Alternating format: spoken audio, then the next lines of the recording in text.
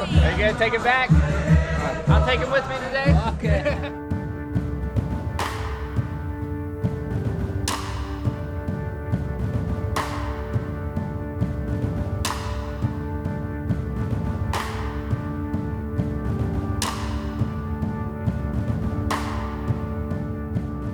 This cruise to the Middle East is going by way too fast. It is already day 5.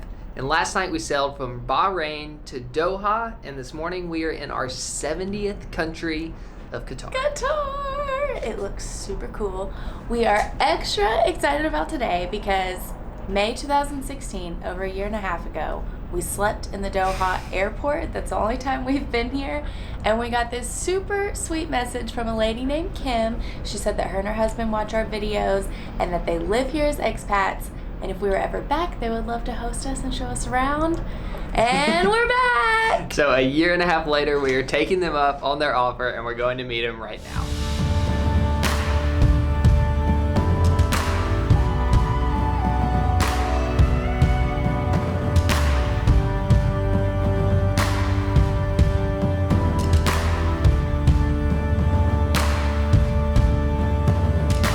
Okay, so we need to interrupt this vlog right now because things got really fun really fast and we don't know if we did a great job telling the story, so we're just gonna make sure we fill in the blanks. Also, in all of our excitement this morning, we forgot to properly introduce Kim and Nash. They're a super awesome couple from Baton Rouge. They've lived here for about 5 years, and Nash works for Exxon, so they've lived here, the UK, Russia, and they've been to almost as many countries as we have. I mean, it's like in the 60s.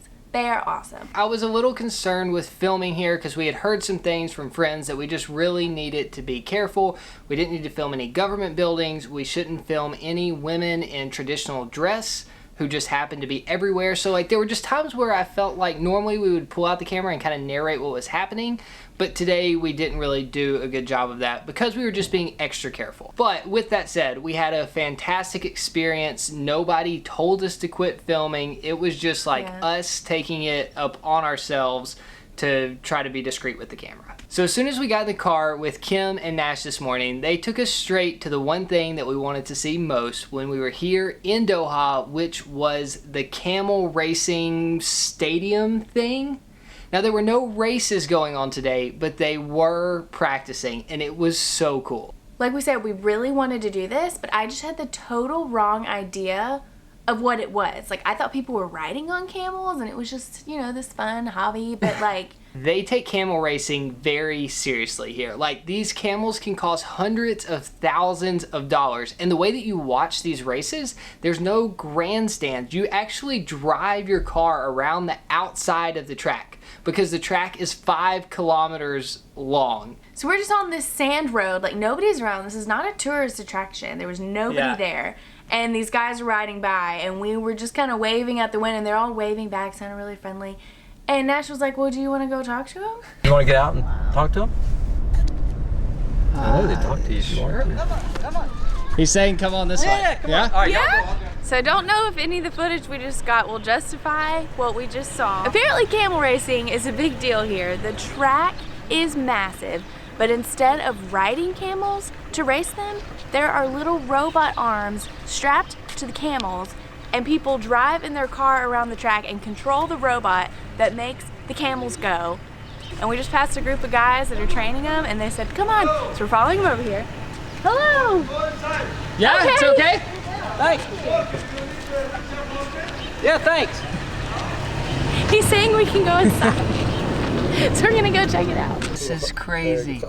So in addition to racing camels, they also race falcons that we've been told they train with drones. They have a drone and it has meat on the back, and then the falcon chases the drone, and apparently they're really prized. And the really good ones even get first class airplane seats. So we're at ExxonMobil. Wow. Our friends That's amazing. traveling.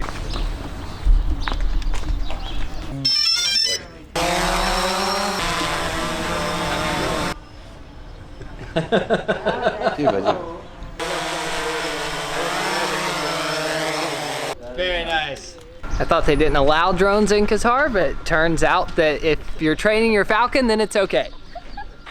We also forgot to mention that the prize for winning the camel race is a Land Cruiser. Like, and they have races every 10 minutes. He There's said like there'll just 30 be an races. entire parking lot full of Land Cruisers that they're giving away to the winners of the races.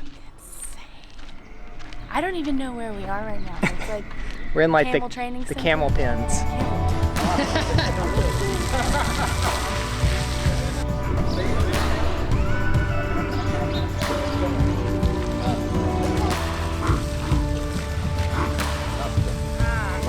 So then they invited us in their house. Like, I don't know if they live there or if this is just the house, apparently, where they just all hang out. I think it was like a hangout on like race days and training days. Yeah, but there was like a bedroom in there and it was huge, and like they brought us tea and coffee and were just so nice, and then just handed me a pool stick. Like, there wasn't like, hey, do you want to, and they were just like, here.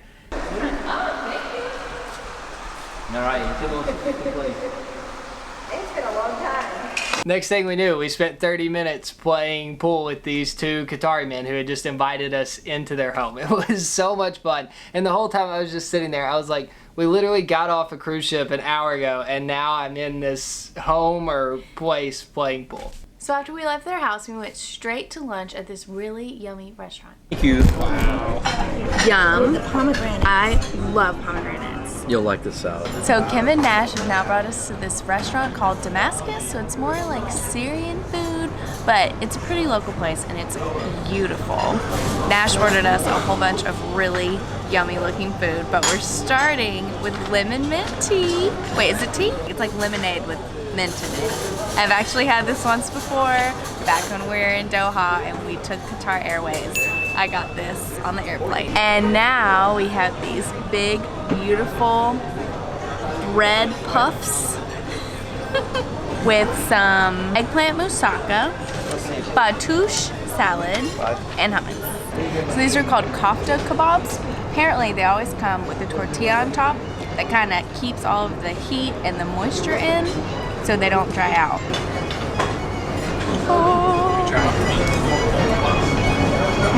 She said she That's usually nice. throws them away. Do you really? Are you not supposed to eat them? No, you can eat them. It's just more bread, right? Plenty of bread to go around. We just ate way too much food, but it was all so good I couldn't stop. The food in the Gulf States just keeps getting better. But thankfully, we have a souq to walk around now. I'm gonna try to walk it off before we get back to the ship.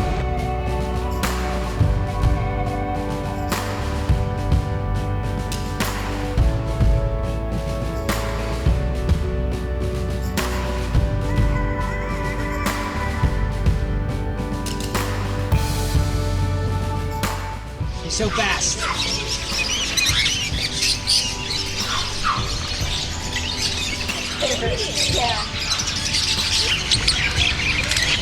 Like vintage colors.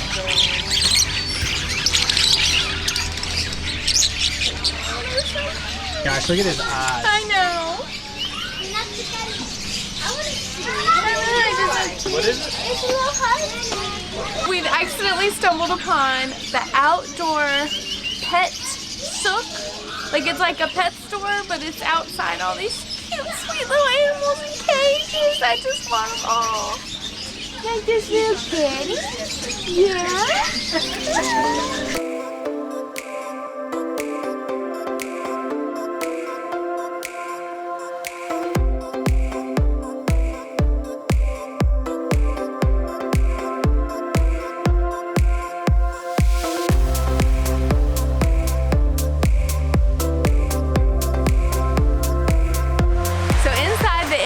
There's this beautiful patio that's overlooking the water and the Doha skyline.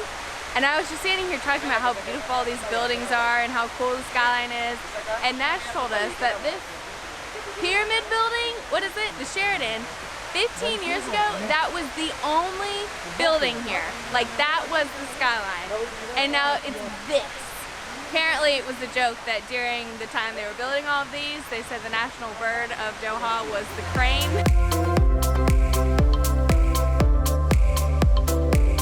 We just got back to the ship after the best day ever. It was so sweet of Kim and Nash to take off work, pick us up, take us back, take us around, and answer all of our questions.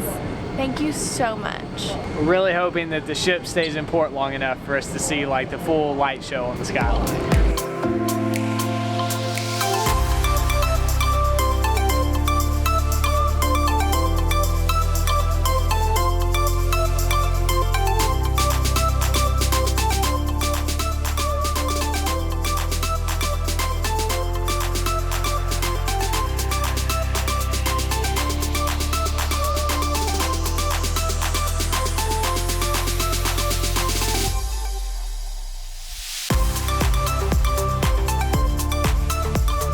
So for our 100K giveaway, we are giving away a free trip for one person and a friend to do the Everest Base Camp Trek. It's gonna be our best giveaway ever.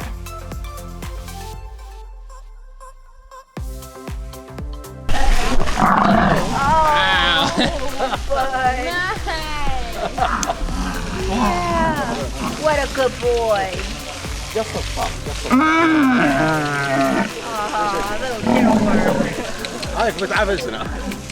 لا تحرمني. He seems not very confident in his ability to ride the camel. He's like, whoa, whoa, whoa. Don't fall off the camel.